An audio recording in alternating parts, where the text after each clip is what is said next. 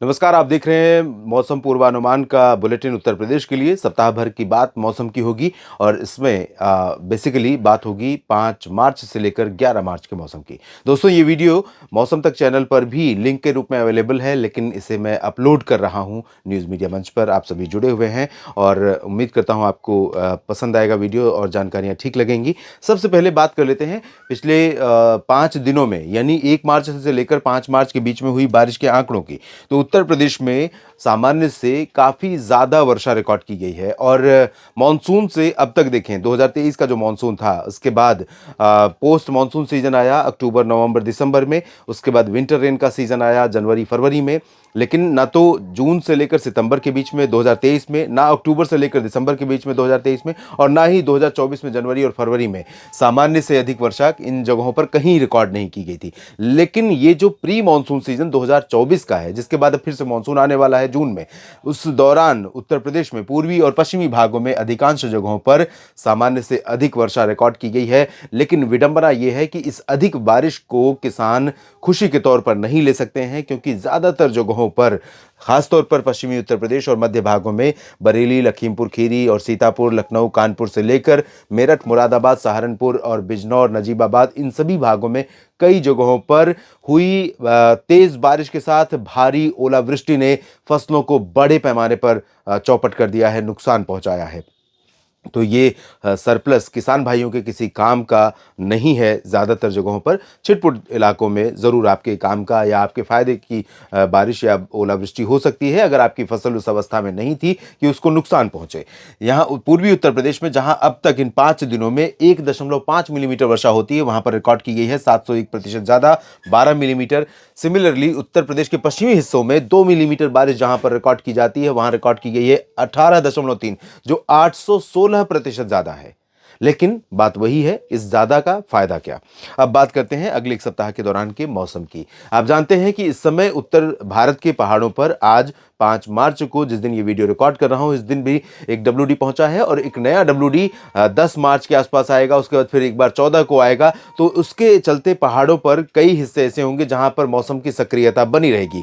मैदानी इलाकों की बात जहां तक है, तो पश्चिमी हिस्सों से ठंडी शुष्क हवाएं लगातार चलनी शुरू हुई हैं और इन्हीं हवाओं के चलते सहारनपुर, शामली, मुजफ्फरनगर, बिजनौर और बागपत से लेकर मेरठ, गाजियाबाद, हापुड़, अमरोहा, मुरादाबाद, रामपुर, बरेली, पीलीभीत, लखीमपुर खीरी, शाहजहांपुर, बदायूं, अलीगढ़ और आगरा, मथुरा, गौतम बुद्ध नगर, बुलंदशहर, कासगंज, हाथरस और आगरा, फिरोजाबाद, एटा, फर्रुखाबाद, मैनपुरी, इटावा, हरदोई, औरैया, कानपुर, जालौन, अकबरपुर, झांसी, ललितपुर, महोबा, हमीरपुर, कानपुर नगर, कानपुर देहात, उन्नाव और लखनऊ से लेकर इधर सीतापुर, बहराइच और श्रावस्ती, बाराबंकी, गोंडा, बलरामपुर, सिद्धार्थनगर, महाराजगंज, कुशीनगर, संत कबीर नगर, बस्ती, अयोध्या, अमेठी, रायबरेली, प्रतापगढ़, फतेहपुर, बांदा और चित्रकूट, कौशांबी, प्रयागराज से लेकर जौनपुर, सुल्तानपुर, आजमगढ़, मऊ, बलिया, गाजीपुर, चंदौली, सोनभद्र, मिर्जापुर और साथ ही साथ गाजीपुर, आजमगढ़, मऊ, इधर देवरिया और गोरखपुर, कुशीनगर, इन सभी भागों में पश्चिमी दिशा की ठंडी हवाएं, यानी कि